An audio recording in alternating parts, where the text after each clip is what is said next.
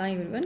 In this video, I will explain about wellness industry versus sickness industry and my realization explain చేస్తాను. First of all wellness industry గురించి చెప్పాలి అంటే so first cycling కానీ swimming marathon and gym centres and nutritional centres so wellness clubs అని so ఇలా చెప్పుకోవచ్చు.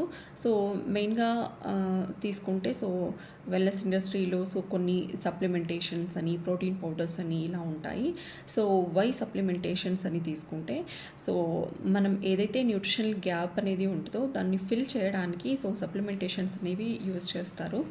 So మనం ఏదైతే ఈరోజు ఫేస్ చేస్తున్నామో ఆ ఇష్యూ అనేది మనకు జస్ట్ ఈరోజు నిన్నటితో వచ్చిన ప్రాబ్లం అయితే కాదండి. సో కొన్ని ఫ్యూ ఇయర్స్గా మనం ఏదైతే మన బాడీ రిక్వైర్మెంట్కి కావాల్సినటువంటి న్యూట్రిషనల్ సపోర్ట్ అనేది ఇవ్వలేకపోవడం వల్ల మనము ఈరోజు ఈ యొక్క ఇష్యూతో సఫర్ అవుతూ ఉంటాము.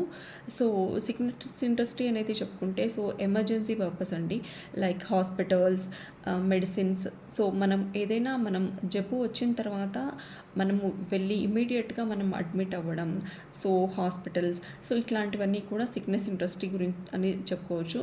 సో మెయిన్గా ఏంటి అంటే సో ఏదైనా జబ్బు వచ్చిన తర్వాత మనం కేర్ తీసుకోవడం కన్నా సో జబ్బు రాకుండా ముందుగానే మన బాడీ రిక్వైర్మెంట్కి తగ్గట్టుగా మన ఆహార పదార్థాల్లో కొన్ని మన బాడీకి ఏదైతే కావాలో ఆ అవసరాన్ని మనం తీర్చగలిగితే సో మనము ఫేస్ చేస్తున్నటువంటి న్యూట్రిషనల్ గ్యాప్ కానీ సో ఈరోజు ఫేస్ చేస్తున్న ఈ ఇష్యూ అనేది కూడా మనకి ఖచ్చితంగా రాదు. So that is about the wellness industry. Thank you.